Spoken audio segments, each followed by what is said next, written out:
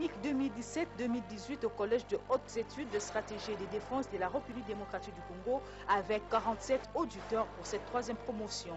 La cérémonie d'ouverture a été présidée par le vice-premier ministre, ministre de l'Intérieur et Sécurité, Emmanuel Ramazani Shadari. C'est en présence des députés et sénateurs, membres de la Commission défense et sécurité du Parlement congolais, des ministres de l'enseignement supérieur et universitaire et de la recherche scientifique, du chef d'état-major général des forces armées de la République démocratique du Congo, du commissaire général de la police nationale congolaise, des officiers généraux et supérieurs des FARDC et de la PNC, des attachés de défense, du bourgmestre de la commune de la Gombe, des 47 nouveaux auditeurs de cette troisième promotion et d'autres unités de marque que cette rentrée académique a eu lieu. C'était dans cet amphithéâtre, baptisé Tienzou, du nom de la colline sur laquelle la rébellion de M23 a été totalement défaite par l'armée congolaise, que cette cérémonie d'un relief particulier s'est déroulée. École de guerre, le collège des hautes études, des stratégies, a pour vocation de relever les défis sécuritaires au plan régional et international, a dit le chef d'état-major général des FARDC. La troisième promotion Atama Tabé Mogoti, a une particularité qu'il faudrait souligner. Elle est la première à accueillir dans le cadre de la vocation régionale et africaine de la République démocratique du Congo, modeste ambition déjà exprimée, 2 auditeurs de la République du Congo et 2 auditeurs de la République centrafricaine dont nous saluons solennellement la présence. Dans son discours d'ouverture de cette rentrée académique, le vice-premier ministre, ministre de l'Intérieur et Sécurité Emmanuel Ramazani Shadari, qui présidait la cérémonie au nom du chef de l'État, a salué l'idée de la création de ce collège qui a germé dans la pensée de Mzee Laurent Désiré Kabila avant d'être pérennisé et cristallisé dans celle du commandant suprême des FARDC et de la PNC, Joseph Kabila Kabange. Petit à petit, le collège des hautes études de stratégie et de défense fait ses marques. Certes, nous sommes loin de l'idée lumineuse, jaillie de l'esprit fécond de Mzee Laurent Désiré Kabila, le soldat du peuple, qui, en pleine guerre d'invasion dont notre pays fut victime, s'est rendu sur le campus universitaire de Kinshasa, à partir d'où il lança l'idée de mobiliser les universitaires et les scientifiques autour d'un centre de recherche sur les problèmes de la défense, CRPD en cycle. Cette troisième promotion accueille 47 auditeurs, dont 4 venus de la CEAC et 2 de la République centrafricaine et 2 du Congo-Brazzaville.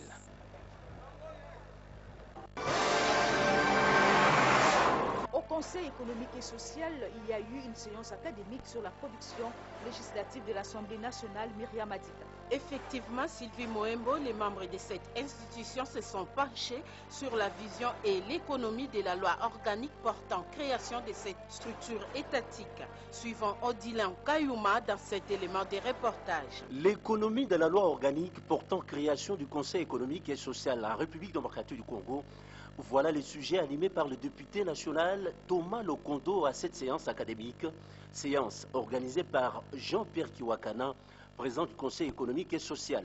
L'orateur Thomas Lokondo, dans sa casquette de législateur, a attiré l'attention des conseillers de la République sur les responsabilités qui sont les leurs, celle de donner les avis et propositions concrètes sur les décisions prises par les institutions du pays.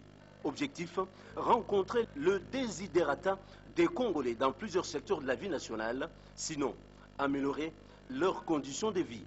En tant qu'initiateur de la loi portant création du Conseil économique et social, Thomas Lokondo a également appelé les conseillers de la République à travailler davantage pour tirer la République démocratique du Congo vers le progrès, certes en se saisissant à bras-le-corps les questions d'ordre social et économique, a-t-il poursuivi et présenter des réponses au profit du peuple congolais au lieu d'attendre chaque fois qu'il soit consulté par les animateurs des institutions. Nous sommes dans une période très difficile, et le travail, la production et surtout, parce que le président, on m'a dit, j'étais étonné d'apprendre qu'ils ont donné des avis, ils ont fait des publications, mais il faut les vulgariser.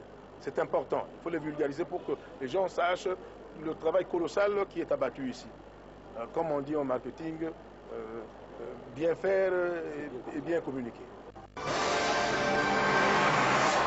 Dans un communiqué signé par les porte-paroles de la majorité présidentielle André-Alain Atundu, la MP vient de donner sa position ce mardi 31 octobre 2017 en rapport avec la visite de Nikki Haley, représentante des États-Unis d'Amérique auprès des Nations Unies, et par la même occasion la majorité présidentielle condamne les incidents malheureux qui se sont déroulés ce lundi 30 octobre 2017 à Goma, propos recueillis par Suzy Ngoy. Du 27 au 28 octobre 2017, l'ambassadrice Nikki Haley, représentante des États-Unis d'Amérique auprès des Nations Unies, a séjourné en République démocratique du Congo en qualité d'envoyé du président Donald Trump. À cette occasion, l'ambassadrice Nikki Haley a été reçue par le chef de l'État et président de la République, son Excellence Joseph Kabila Kabange. Elle a rencontré les acteurs politiques de toutes les tendances et s'est rendue à Goma, dans la province du Nord Kivu. Tout bien considéré, la majorité présidentielle estime que la visite de l'envoyé du président des États-Unis est une contribution positive dans la recherche de l'apaisement du climat préélectoral. La majorité présidentielle saisit cette occasion pour rappeler à la bonne foi de tous les acteurs politiques que la CENI est et demeure la seule institution habilitée, d'après la Constitution en vigueur, à organiser les élections et partant à en déterminer les modalités pratiques dans des conditions de transparence qui en garantissent la fiabilité pour éloigner le spectre de la violence post-électorale. Il est un devoir patriotique pour tout Congolais d'accompagner le garant de la nation dans la réalisation de l'aspiration profonde du peuple congolais à la paix et aux élections apaisées. La majorité présidentielle condamne la mise à mort par lynchage d'un policier et le décès d'un civil par balle perdue ce 30 octobre 2017 à Goma par des individus manifestement conditionnés et surexcités se réclamant de Lucha et de Filimbi dans une manifestation pourtant dite pacifique par ses organisateurs. Une telle instrumentalisation du droit constitutionnel de la liberté d'expression dans le seul objectif de torpiller le processus électoral est inadmissible.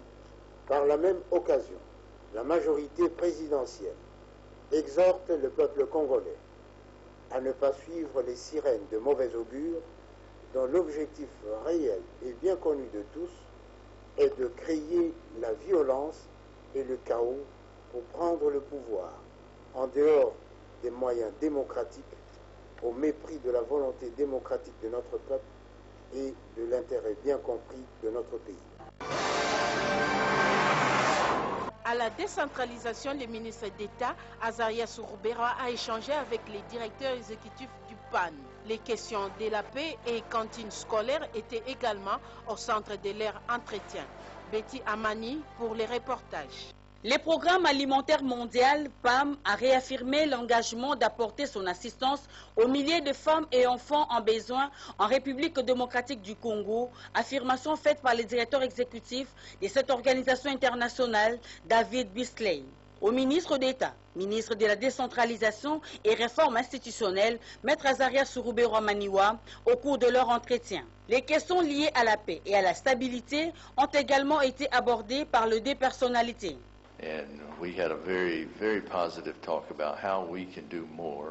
Concrètement, il faut que nous arrivions à amener la paix. Et grâce à cette paix, nous pourrons alors mobiliser les ressources nécessaires pour assister les gens, pour pouvoir utiliser la nourriture comme un instrument de paix et non un instrument de division. Un des domaines où nous pensons très fortement qu'il y a un grand intérêt ce sont les cantines scolaires pour les enfants. Nous pensons que cette activité est porteuse pour le futur des populations congolaises.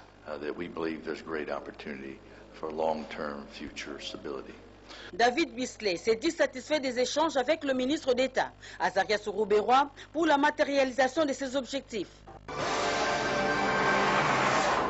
L'Organisation maritime de l'Afrique de l'Ouest et du Centre, une structure dont la RDC assure la présidence, capitalise le processus d'autonomisation des marines marchandes dans ces pays membres. Occasion pour le vice-premier ministre en charge des transports et communications, José Makila Soumanda, d'évoquer la problématique de l'autonomisation de cet organe en RDC. Pierre Mbouyou, reportage. En sa qualité de président en exercice de l'Organisation maritime des États de l'Afrique de l'Ouest et du Centre au Maroc, une structure sous-régionale d'intégration fluviale et maritime africaine, le vice-premier ministre, ministre des Transports et Communications, José Makila Soumanda, a fait du processus axé sur l'autonomisation et le renouvellement de la marine marchande congolaise, sans oublier l'actualisation du Code de la navigation maritime congolaise, des grandes priorités de sa feuille de route gouvernementale dans le secteur du transport fluvial et maritime en République démocratique du Congo. Il a motif pour ce faire la problématique liée à leur concrétisation. On considérait le caractère stratégique du secteur maritime dans le désenclavement de la République démocratique du Congo. Il est important de rappeler que, sous l'impulsion éclairée de son Excellence Joseph Kabila Kabange, président de la République, chef de l'État, quelques faits majeurs permettent d'affirmer la détermination de la République démocratique du Congo aux côtés d'autres États à répondre aux aspirations de l'OMI. Il s'agit de la présidence de l'Organisation maritime de l'Afrique de l'Ouest et du Centre au Maroc, en sigle, assurée par notre pays depuis l'année 2011. L'actualisation en cours du Code de la navigation marine congolais. La finalisation du projet d'autonomisation de la direction de la marine et de voies navigables. C'est pour cette raison que, corrélativement aux actions déjà entreprises, mon ministère, en collaboration avec l'Organisation maritime des États de l'Afrique de l'Ouest et du Centre au Maroc, organise les tout prochains jours à Kinshasa, sous l'illustre patronage de son Excellence Joseph Kabila Kabange, président de la République, chef de l'État, un atelier de réflexion sur la problématique d'autonomisation des marines marchandes de l'espace au Maroc. L'humanité a célébré le dimanche 29 octobre 2017 la journée mondiale de lutte contre l'accident vasculaire cérébral AVC. Une marche de santé a été organisée à Kinshasa pour la dite cérémonie. Agir vite pour sauver le cerveau, c'est le thème de cette année. Une marche de santé a été organisée à Kinshasa pour la dite journée. Agir vite pour sauver les cerveaux, c'est le thème de la journée mondiale de lutte contre l'accident vasculaire cérébral AVC, célébrée ce dimanche 29 octobre 2017. À cette occasion, le secrétariat général du ministère de la Santé publique, dans son programme national de lutte contre les maladies cardiovasculaires, a organisé une marche de santé pour commémorer la dite journée. Le docteur Emmanuel Limbale, conseiller du chef de l'État en matière socio-économique et expert des maladies cardiovasculaires, renchérit sur la gravité de cette maladie. À la lutte contre l'accident vasculaire cérébral, AVC, que tout le monde désormais connaît ici à Kinshasa, il est de notre responsabilité chaque année d'organiser symboliquement une activité pour marquer la volonté du gouvernement de lutter contre les maladies cardiovasculaires. Les représentants du ministre de la Santé empêchés, le directeur du cabinet, Dr Djouma Sylvain, n'a pas manqué de remercier les organisateurs de cette marche. D'abord, saluer l'initiative du programme pour penser à organiser cette marche. Et aussi, nos remerciements, c'est à tous ceux qui ont accepté de pouvoir se joindre à cette marche. Une façon de lancer un signal très fort en se disant qu'il n'y a pas meilleure façon de pouvoir prévenir les maladies cardiovasculaires que de marcher. Signalons que cette marche de santé a connu la participation effective de la firme pharmaceutique Chalina, qui a procédé à la remise symbolique des cadeaux à tous les participants. Et pour rendre l'utile à l'agréable, un cocktail a été servi.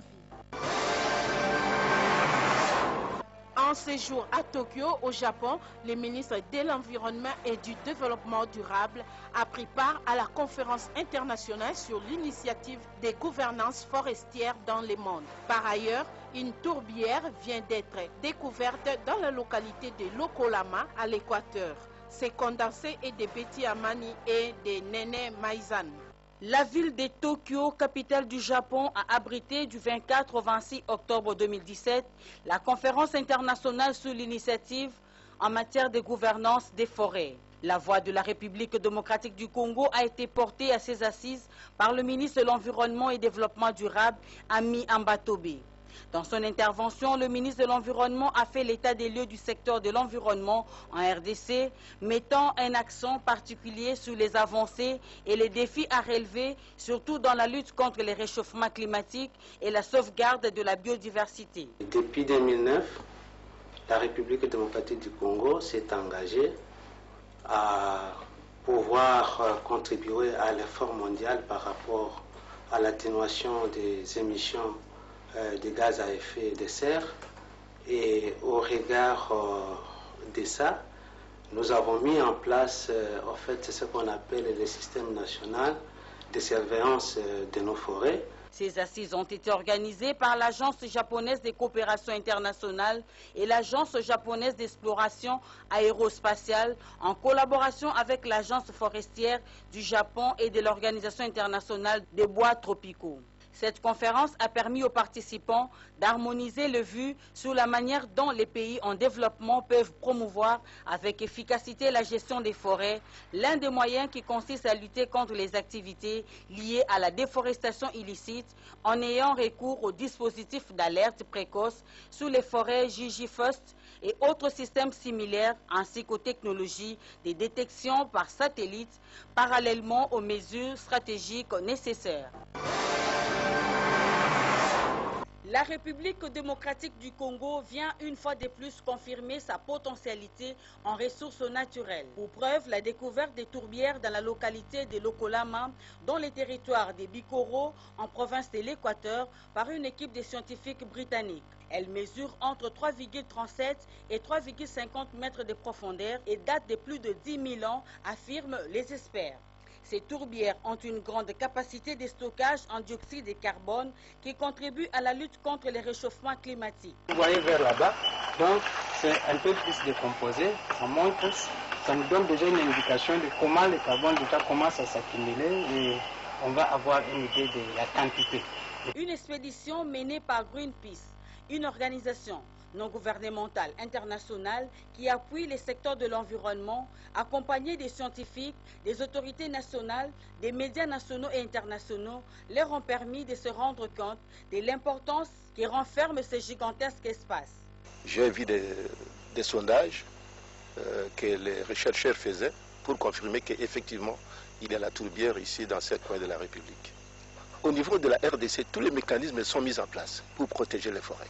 Une bonne nouvelle non seulement pour la RDC, mais pour le monde entier. Une bonne manière pour la RDC d'entrer de plein pied dans les concerts de pays qui contribuent dans la lutte contre les changements climatiques. Une information que la RDC doit capitaliser pour bénéficier des avantages du Fonds vert afin de préserver sa forêt équatoriale.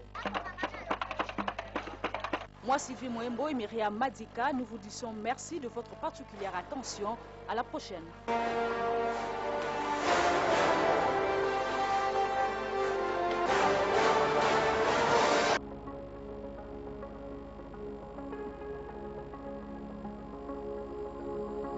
Chers parents, chers frères et sœurs, je suis né dans ce pays qui est le mien. À ma venue sur cette terre, le feu était partout.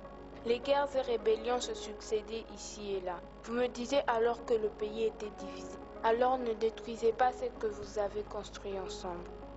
Chers parents, chers frères et sœurs, il paraît que certains nichés dans des pays lointains, à milliers de nos contrées et éloignés de nos préoccupations étrangères, à nos cultures, indifférents à notre véritable sort, se vertit à nous proposer des formules.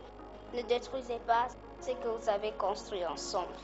Chers parents, chers frères et sœurs, Là où ils conseillent la confrontation, nous préférons le consensus. Ils sont habitués à voir les uns gagner contre les autres. Nous, depuis toujours, voulons gagner ensemble. Ne détruisez pas ce que vous avez construit ensemble. Chers parents, chers frères et sœurs, on parle actuellement des dialogues. Est-ce à dire une fois de plus vous avez des divergences? Ces contradictions sont-elles si profondes, si irréconciliables? Quelle que soit la situation, quelle que soit sa gravité, ne détruisez pas ce que vous avez construit ensemble. Chers parents, chers frères et sœurs, en toutes circonstances, demeurons maîtres de notre destin. Il en va de notre unité, de notre grandeur, de notre indépendance. Ce que cherchent les diviseurs, c'est notre émiettement, notre affaiblissement. Ne détruisez pas ce que vous avez construit ensemble. Chers parents, chers frères et sœurs, est-il vrai que certains parmi vous refusent le dialogue? N'est-ce pas vous les adultes qui ne cessez de vanter l'écoute de l'autre? N'est-ce pas vous qui encensez l'échange des opinions? N'est-ce pas vous qui faites l'apologie de la tolérance face aux différences? Quelle que soit la situation, ne détruisez pas ce que vous avez construit ensemble.